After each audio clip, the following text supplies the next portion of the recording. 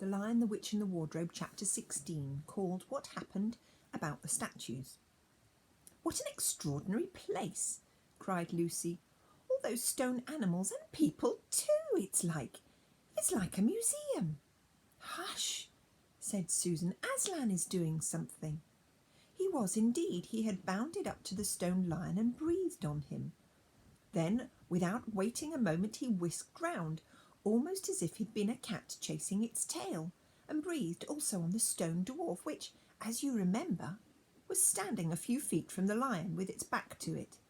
Then he pounced on a stone dryad which stood beyond the dwarf, turned rapidly aside to deal with a stone rabbit on his right, and rushed on to 2 centaurs. But at that moment Lucy said, "Susan, look at the lion." I expect you've seen someone put a lighted match to a bit of newspaper which is propped up in a grate against an unlit fire, and then for a second nothing seems to have happened. And then you notice a tiny streak of flame creeping along the edge of the newspaper. It was like that now. For a second, after Aslan had breathed on him, the stone lion looked just the same. Then a tiny streak of gold began to run along his white marble back. Then it spread. Then the colour seemed to lick all over him, as the flame licks all over a bit of paper.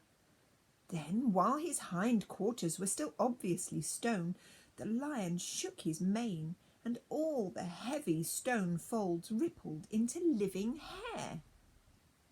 Then he opened a great red mouth, warm and living, and gave a yawn. And now his hind legs had come to life. He lifted one of them and scratched himself. Then, having caught sight of Aslan, he went bounding after him and frisked around him, whimpering with delight and jumping up to lick his face. Of course, the children's eyes turned to follow the lion, but the sight they saw was so wonderful they soon forgot about him. Everywhere the statues were coming to life. The courtyard looked no longer like a museum. It looked more like a zoo. Creatures were running after Aslan and dancing round him till he was almost hidden in the crowd. Instead of that deadly white in the courtyard, it was now a blaze of colours, glossy chestnut sides of centaurs, indigo horns of unicorns, dazzling plumage of birds, reddy brown of foxes, dogs and satyrs, yellow stockings and crimson hoods of dwarves, and the birch girls in silver, and the beech girls in fresh transparent green, and the larch girls in green so bright it was almost yellow. And instead of the deadly silence that the whole place rang with the sound of happy roarings, brayings, yelpings, barkings, squealings, cooings, neighings, stampings, shouts, hurrahs, songs and laughter. "Oh," said Susan in quite a different tone, "look! Is it safe?" Lucy looked and saw that Aslan had just breathed on the feet of a stone giant. "It's all right," shouted Aslan joyously. "Once the feet are put right, all the rest of him will follow." "That wasn't exactly what I meant," whispered Susan to Lucy. But it was too late to do anything about it now. Even Aslan could have listened to her. The change was now already creeping up the giant's legs. Now he was moving his feet. A moment later he lifted his club off his shoulder, rubbed his eyes and said, "Bless me, I must have been asleep. Now, where's that dratted little witch that was running about on the ground? Somewhere just by my feet it was." But when everyone had shouted up to him to explain what had really happened, and when the giant had put his hand to his ear and got them to repeat it all again so that at last he understood, then he bowed down till his head was no further off than a top of a haystack, and touched his cap repeatedly to Aslan, beaming all over his honest, ugly face. Giants of any sort are now so rare in England, and so few giants are good-tempered, that 10 to 1, you have never seen a giant when his face is beaming. It's the sight well worth looking at.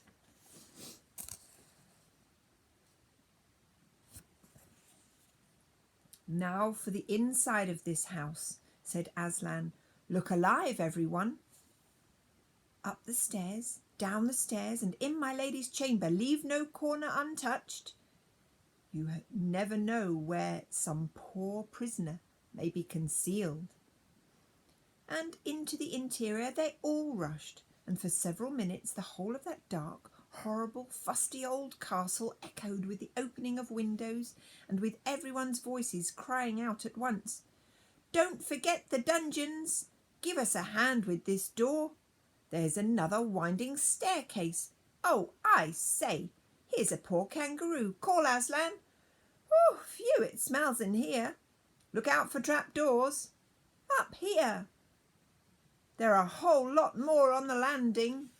But the best of all was when Lucy came rushing upstairs, shouting out, "Aslan, Aslan, I've found Mr. Tumnus! Oh, do come quick!" A moment later, Lucy and the little form were holding hands and dancing round and round for joy. The little chap was none the worse for having been a statue, and was, of course, very interested in all she had to tell him. But at last the ransacking of the witch's fortress was ended.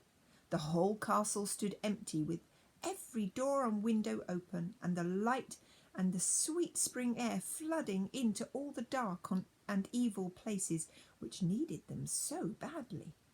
The whole crowd of liberated statues surged back into the courtyard, and it was then that someone, Tumnus, I think, first said, "But how are we going to get out?" For Aslan had got in by a jump and the gates were still locked. "That'll be all right," said Aslan, and then rising on his hind legs he bawled up to the giant. "Hi, you up there," he roared. "What's your name?"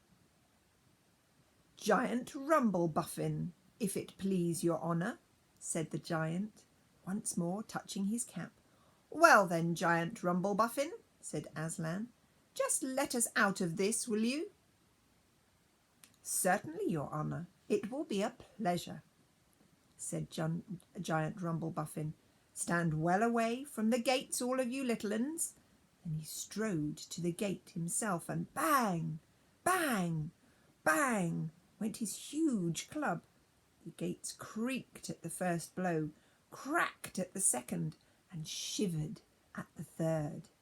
Then he tackled the towers on each side of them, and after a few minutes of crashing and thudding, both the towers and a good bit of wall on either side went thundering down in a mass of hopeless rubble.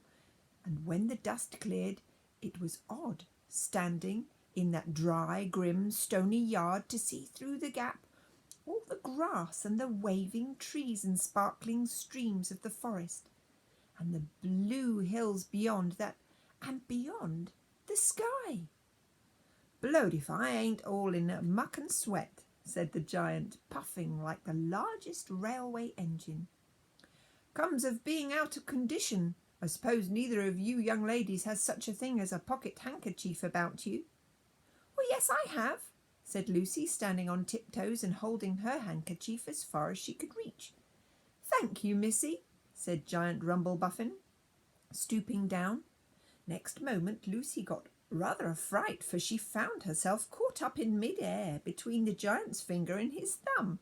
But just as she was getting near his face, he suddenly started and then put her gently back down on the ground, muttering, "Oh, bless me, I've picked up the little girl instead. Oh, I beg your pardon, missy, I thought you was the handkerchief."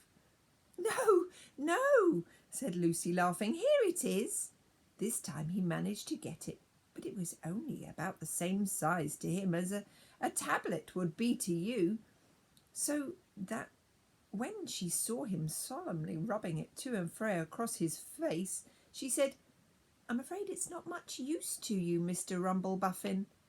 "Not at all, not at all," said the giant politely. "Never met a nicer hanky. So fine, so handy, so I don't know how to describe it." "What a nice giant he is," said Lucy to Mr. Tumnus. "Oh, yes," replied the fawn. "All the Buffins always were. One of the most respected of all the giant families in Narnia. Not very clever, perhaps. I never knew a giant that was. But an old family, with traditions, you know. If he'd been the other sort, she'd never have turned him to stone." At this point, Aslan clapped his paws together and called out for silence. "Our day's work is not over yet," he said, "and if the witch is to be finally defeated before bedtime, we must find the battle at once." "And join in, I hope, sir," added the largest of the centaurs. "Of course," said Aslan. "And now, those who can't keep up, that is, children, dwarfs, and small animals, must ride on the backs of those who can, that is, lions, centaurs, unicorns, horses, giants, and eagles.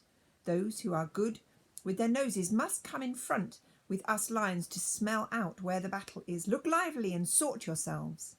And with a great deal of bustle and cheering they did.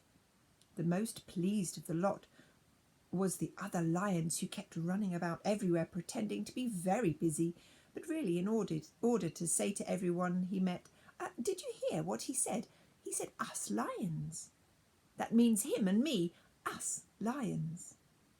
That's what I like about Aslan. No side, no standoffishness. Us lions. That's it. That's meant him and me. At last he went on saying this till Aslan had loaded him up with 3 dwarfs, 1 dryad, 2 rabbits, and a hedgehog. That steadied him a bit. Then all were ready. It was the big sheepdog who actually helped Aslan the most in getting them sorted into their proper order. They set out through the gap in the castle wall. At first the lions and dogs went nosing about in all directions, but then suddenly one great hound picked up the scent and gave a bay. There was no time lost after that. Soon all the dogs and lions and wolves and all the other hunting animals were going at full speed with their noses to the ground, and all the others streaked out for about half a mile behind them, were following as fast as they could. The noise was like an English fox hunt, only better, because every now and then with the music of the hounds was mixed the roar of the other lion, and sometimes the far deeper and more awful roar of Aslan himself. Faster and faster they went as the scent came easier and easier to follow, and then just as they came to the last curve in a narrow winding valley, Lucy heard above all these noises another noise, a different one, which gave her a queer feeling inside. It was a noise of shouts and shrieks and of clashing metal against metal. Then they came out of the narrow valley, and at once she saw the reason. There stood Peter and Edmund and all the rest of Aslan's army, fighting desperately against the crowd of horrible creatures whom she'd seen last night. Only now, in the daylight, they looked even stranger and more evil and more deformed. There also seemed to be far more of them. Peter's army, which had their backs to her, looked terribly few, and there were statues dotted all over the battlefield, so apparently the witch had been using her wand, but she did not seem to be using it now. She was fighting with her stone knife. It was Peter she was fighting, both of them going at it so hard that Lucy could hardly make out what was happening. She only saw the stone knife and Peter's sword flashing so quickly that they looked like there were 3 knives and 3 swords. That pair were in the centre. On each side the line stretched out. Horrible things were happening wherever she looked. "Off my back, children," shouted Aslan, and they both tumbled off. Then, with a roar that shook all Narnia, from the western lamppost to the shores of the eastern sea, the great beast flung himself upon the White Witch. Lucy saw her face lifted towards him for 1 second with an expression of terror and amazement. Then lion and witch had rolled over together, but with the witch underneath, And at the same time, all warlike creatures whom Aslan had led from the witch's house rushed madly on the enemy lines. Dwarves with their battle axes, dogs with their teeth, and the giant with his club and his feet also, crushed dozens of the foe. Unicorns with their horns, centaurs with swords and hooves, and Peter's tired army cheered, and the newcomers roared, and the enemy squealed and gibbered till the wood re-echoed with the din of that onset.